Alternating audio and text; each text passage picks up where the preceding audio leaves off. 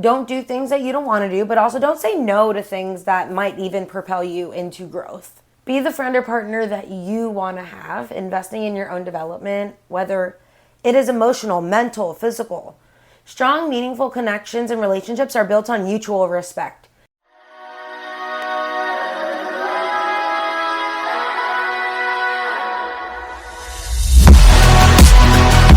Welcome to Without a Doubt, the podcast, where we explore the transformative journey of breaking cycles and embracing our truest self. I'm Mad, a cycle breaker, a creative, and a sprinkle of reality. If they ever told you to be quiet, sit down, blend in, but you couldn't, this podcast is for you. I'm so happy you're here. I'm a quality over quantity friend, although I do think sometimes people believe that I'm one of those people who has a lot of friends. I have a handful of friends and a plethora of peers and acquaintances. I actually have cut out a lot of the BS friendships I had, and I created those, and I really don't feel I even have the energy for small talk, BS, and catching up. I do call myself one of those low maintenance friends in terms of neediness and energy. I don't have a girl group from high school. I don't really even have any high school friends at this point. And I do think the connections I have and hold are the most true and authentic to me. If you're still around and in my bubble and we talk often, it's because you do the work. You also invest in this friendship and you do the meaningful shit too. Connection is a two-way street. Sometimes there's going to be construction and shit be going one way. But you either keep working on the progress or you just keep cruising right on through, sometimes passing the connection altogether. We have to create and nurture connectivity. Creating meaningful relationships in your 30s can be enriching and it can be an experience, but it often requires intentional effort, especially as life tends to get busier. Here's a few strategies for building deeper, more meaningful connections during our growth period in our 30s and as we age. Being intentional with our time is so important. Prioritizing that quality over quantity thing in your 30s, time is more limited. You're working more, you're hustling, you're grinding, maybe you're even building your family. So focusing on relationships that add value to your life, you got to nurture those. You have to spend time with the people who actually share your same values and interests. I say that, interest. And that means making time for the connection. With all of our busy schedules, you need to maybe schedule it in, pencil it in. It can be easy to let relationships just slip through the cracks. You can schedule regular catch-up times with your friends and family. You can dedicate those times to deepen connections with the people who actually matter. Coffee chats once a month, FaceTime, Google Calendar, do the things. Being authentic and showing your true self at this stage in our life is, if you're not doing it, what are you doing? It's easier to be who you really are.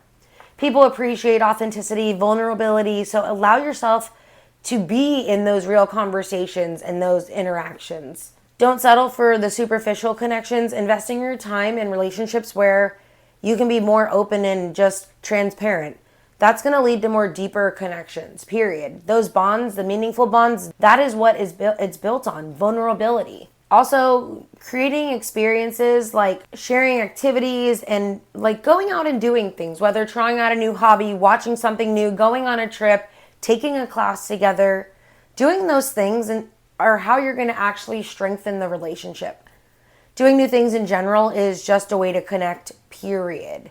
And be open to the experiences, new people. Don't close yourself off to making new friends in your 30s especially. It is still possible to form meaningful connections if you're open to it.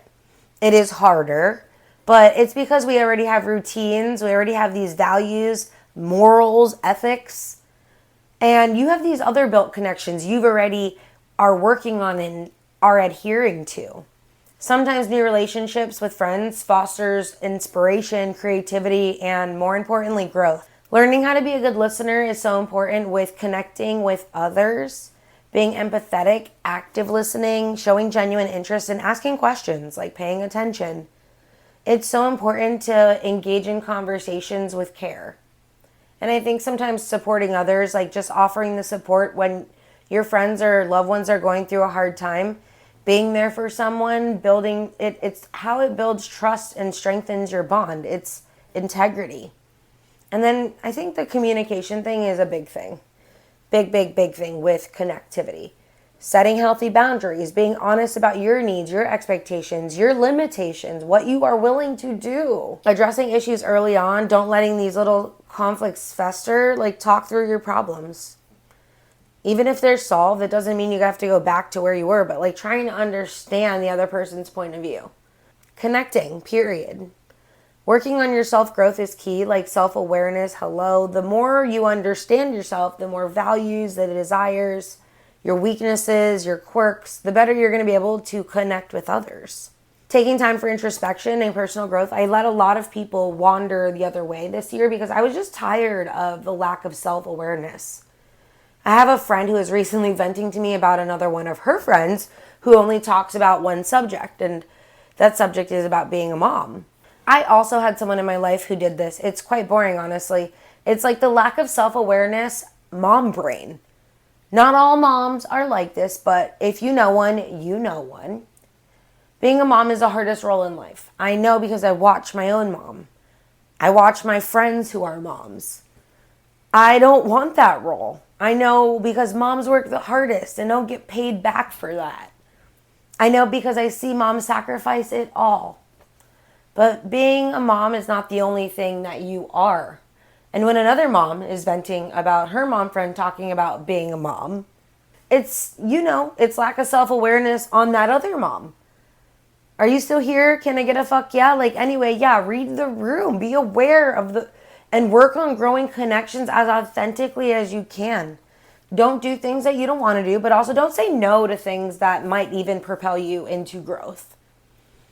Be the friend or partner that you want to have, investing in your own development, whether it is emotional, mental, physical. Strong, meaningful connections and relationships are built on mutual respect. So being a whole person is essential. I think that sometimes you're going to want to go out of your way to help your closest connection. That's your family, number one, your friends, and you would do that, I would think. I know I do that because I would want them to do the same for me, but also because my intentions are that I do. I am a giver. That is how I show affection. You know, you do things because you're like, my family would do that for me. I would love to do that for them. It's not a tit for tat situation. It's more like following your intuition on what feels best on when to give. Making new friendships and connections, like you have to put yourself out there, whether it's through work, hobbies, volunteering, social settings, whatever, pursuing the opportunities to meet people. And I think this is important. I'm going to give you 3 little examples of this. The first one is I met this girl, Erin. Shout out to you, girl. I know you listen to this podcast, but she lives in Miami and she's someone I met at a concert and she was just hula hooping. And I stopped her and I was like, you're just a great hula hooper. She's like, follow me on Instagram. She just told me on Sunday, by the way, that she thought I was going to be one of those girls that got her Instagram and we never connected. But we have been friends since 2019 and we hang out every few months. We all do something. We went to the zoo back in August. Just this Sunday, we went to some car racing. We talk all the time. I have another friend. Her name is Lindsay, and she's actually one of my old Orange Theory clients. And we were not even friends in the whole 6+ years. I mean, I didn't coach her that long, but for probably the 2 or 3 years she was my client, I never hung out with her. And now we talk on the regular. We go to coffee chats all the time. And then Emily, she's someone from Instagram. I was just open to being an accountability buddy. And now she's become one of my best friends. We do not even know each other in real life. And I have talked about her multiple times on this podcast. And she has even been on here. I will tag her in my show notes. I think this is really important to talk about because making new friendships is really hard the older we get. We are just jam-packed with our own schedules. Making time for the new is not exactly the easiest. We already have these family, generational cycles, all these things that we are attempting to break and do and change, plus work. Oh my gosh, the world is on fire, all of the above. Making new friendships is like the last thing we all need to worry about. But these 3 people that I met in the last 5 or 6 years literally have become people who are really essential in my life. You know, you can also join social groups and find people like that, or clubs. Like this can be a really great way to connect and find people who share your similar interests and passions. And also, you can come out empty-handed. You might not find any friends, but I do think this is a great way to find people who actually have a very similar routine to you. They're consistent like you, especially in fitness classes or yoga, dance classes, things like that. And it's always easier to do things with people who have like hobbies that might come and go. And like I said, that you might not even meet anybody. But then you could also nurture your existing relationships. Hello, stay in touch. Life can get really busy. It is so important to just nurture your existing relationships. Regular calls, messages, visits, keeping all of those things, doing those things is how you keep your bond strong. I even think a little texting, I'm thinking about you, or sending somebody a reel on Instagram. It is so stupid, but like those are so important. Just texting me saying that you listen to the podcast, those things matter. My friend Emily and I actually have made these little vows that we'll check in once a week with, like, we saw people doing Waffle Wednesday, these videos of their updates of the week. So we started doing like Tea Tuesdays or whatever day it is, and there's no pressure. We just talk about what's going on, and sometimes they're 11 minutes long. I think it's just really important that we're catching up, because Emily and I are very invested in growing not only our friendship, but she's somebody that is so actively involved in my personal growth and my growth in who I am, that these are the friendships that you want to nurture. You want people who ask you what's going on. You want friends who want to clap for you. If you're not seeing those, don't nurture those friendships. I think it's like I was talking about doing the little things. I have friends that have just kind of wandered away. I mentioned that. I have connections that were very tight at one time and now are very, very loose. And I chalk them up to, oh, they're in new romances, they're in new loves, they're in new work positions, they're doing this. But the reality is, if they wanted to, they would. They would message me. It's not that hard to send a text message. Energy, I get it. We're all fucking busy. But I would do it too. And I haven't, because maybe the reciprocation just was never there the whole time. Things happen, but nurturing the relationships that nurture you are so, so, so important. And then we're talking about celebrating milestones together, your birthday, anniversaries, personal accomplishments. I have a friend who mailed me like a podcast anniversary card, and everyone knows this is a very small podcast. Thank you for listening, everybody. But this podcast is what I love to do. And somebody randomly sent me a 1-year anniversary card. It's just hanging up on my board. Her name's Merly, and she's one of my high school. She's like a pen pal. We were never really like tight friends. I always feel like we were just acquaintances, but we have a lot of like hobbies as far as nature and animals, and we just kind of send stickers back and forth. That's that relationship. Isn't that so interesting? That wasn't even in my outline, but it was the cutest card, honestly. She just sent it to me out of the blue when she saw that I was celebrating my 1-year podcast, and I appreciated that so much. It was really something little. She even drew the card. It was so fucking cute. Anyway, I also have best friends that I only see on their birthday, like, just because we're both in our hustle grind, but we talk throughout and do all the things, and it's okay. I will stay out until the wee hours in the morning and have a great old time and be dead the next morning just for her. Those are the special friendships and things that you do. The things that we do to celebrate the people that are closest to us are how we build these deeper connections, like I mentioned before, and it's so important to clap and cheer on your people. We need that community, but I've also said you have to be there for the community. It is not always a one-way road. I did say earlier that construction happens. Sometimes you're busy and you can't really work on your friendship. You can't really see your friend. You can't do things. But, how long does it go before you reach back out to the friend? And does that matter to you? I think we need to remember that it's okay. Don't fear the change, and understand that relationships do evolve. In our 30s especially, you might find that some relationships will come and go. Some relationships will drift apart.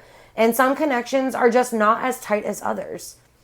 Life circumstances just change. Don't resist the change, but embrace it and allow for new connections to grow. I have some friendships that have truthfully just drifted, and I'm okay with it. They haven't reached out. I haven't reached out. No beef, no squash, no nothing, no check-ins.